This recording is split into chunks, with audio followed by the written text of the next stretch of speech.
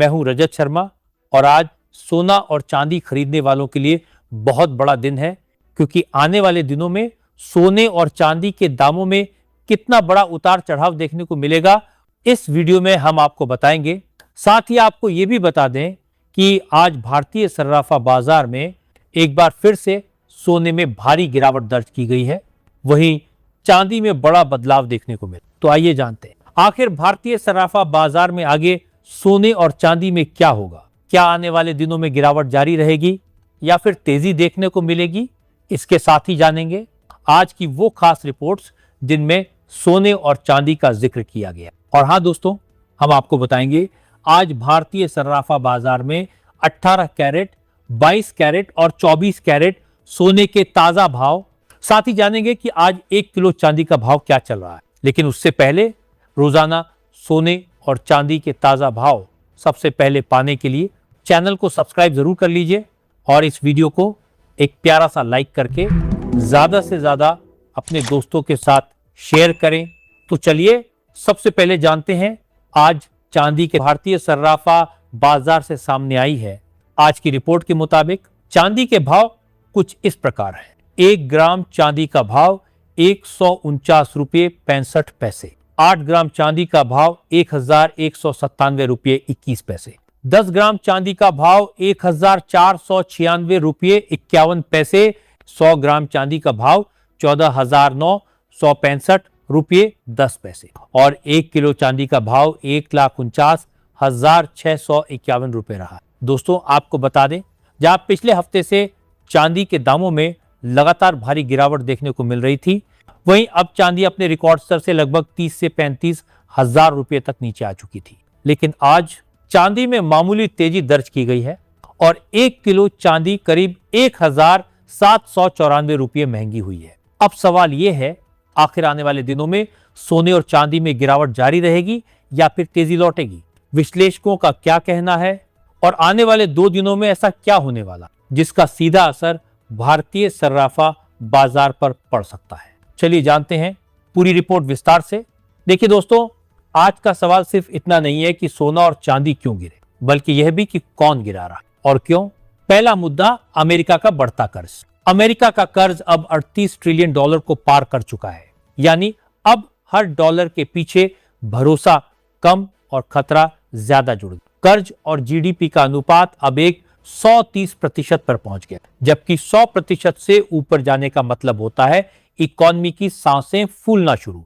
और यही वजह है कि डॉलर कमजोर हो रहा है। जब डॉलर कमजोर होता है तो दुनिया भर में सोना मजबूत होता। दूसरा मुद्दा गोल्ड और सिल्वर की पेपर बनाम फिजिकल जंग। मार्केट में इस बार जो गिरावट आई वो सामान्य नहीं थी, यह एक सुनियोजित मैनिपुलेशन थी। कॉमिक्स मार्केट में बड़े सिंडिकेट्स ने फ्यूचर कॉन्ट्रैक्ट्स में भारी शॉर्ट पोजीशन बनाई और कम लिक्विडिटी के समय अचानक भारी बिकवाली कर दी। नतीजा, गोल्ड और सिल्वर की कीमतें गिर गईं। लोग घबरा गए और छोटे निवेशकों ने अपनी होल्डिंग बेच दी। लेकिन असल में उसी समय बड़े खिलाड़ी सस्ता सोना खरीदते रहे, यानी यह गिरावट बड़ी मछलियों की चाल थी।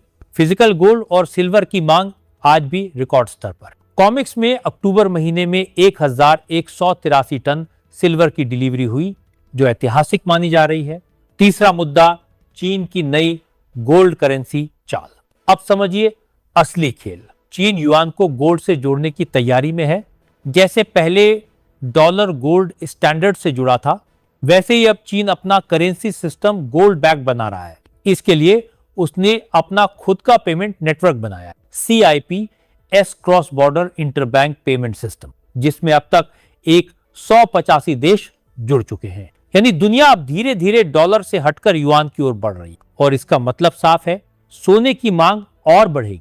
चौथा मुद्दा मैनिपुलेशन का अंत शुरू। अब बड़ी खबर यह है कि सिटी ग्रुप और मॉर्गन स्टैनली अब लंदन बुलियन मार्केट यानी LBMA में क्लियरिंग और वॉल्टिंग बिजनेस में एंट्री कर रहे हैं। पहले यहां सिर्फ JP मॉर्गन का दबदबा था और उस पर कई बार मैनिपुलेशन के आरोप भी लगे। अब जब 2 नए बड़े बैंक इसमें आए हैं तो एकाधिकार टूटेगा और मार्केट ज्यादा ट्रांसपेरेंट बनेगा। इसका सीधा असर गोल्ड प्राइस के स्थिर होने पर पड़ेगा। पांचवा मुद्दा सपोर्ट और रिवर्सल पॉइंट। अभी गोल्ड का सपोर्ट लेवल है $3,770 से $3,800 प्रति औंस का जोन, अगर ये लेवल नहीं टूटता तो सोना वहां से तेज रिवर्सल दिखा सकता है। और अगर सपोर्ट $3,400 के नीचे नहीं गिरता तो आने वाले महीनों में गोल्ड $5,500 प्रति औंस तक जा सकता है, यानी करीब 30% तक की बढ़ोतरी। सिल्वर का अगला टारगेट, सिल्वर के लिए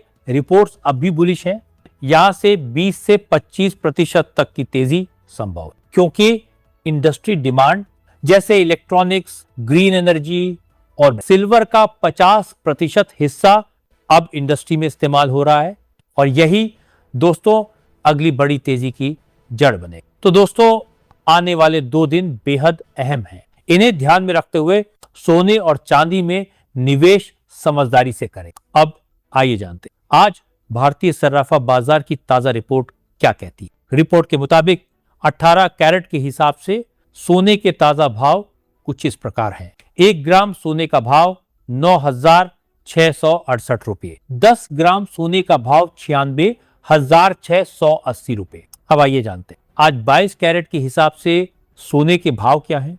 लेकिन दोस्तों 22 कैरेट के भाव जानने से पहले यदि आपने अब तक हमारे चैनल को सब्सक्राइब नहीं किया है तो कृपया चैनल को सब्सक्राइब कर दीजिए, वीडियो को एक प्यारा सा लाइक करें और ज्यादा से ज्यादा अपने दोस्तों के साथ शेयर करें। वहीं दोस्तों आपके लगातार कमेंट आ रहे हैं कि क्या सोने और चांदी में अभी और गिरावट आएगी, तो आपको बता दें ये जो लगातार करेक्शन यानी गिरावट आप देख रहे हैं ये केवल कुछ समय के लिए है।